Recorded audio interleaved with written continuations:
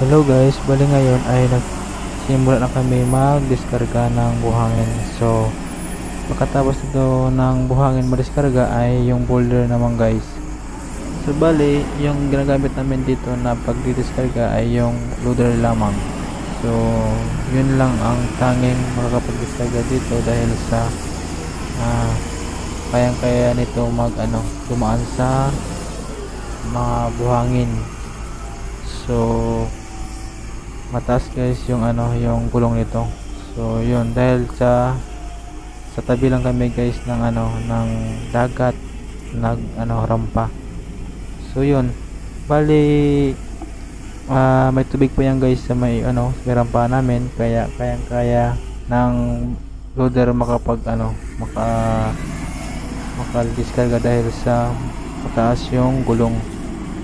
So medyo malapit lang kami makapag-diskarga nito dahil sa andyan lang yung yung stockpile nila, yan sa unahan lang mismo.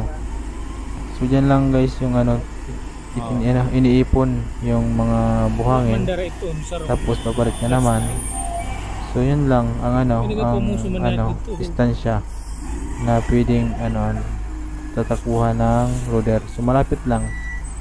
So mas madali yang guys matatapos compare sa iba na napakalayo na na dinideskargahan. So ito ay malapit lang mismo sa may sa unahan lang, hindi siya abutan ng 100 meter.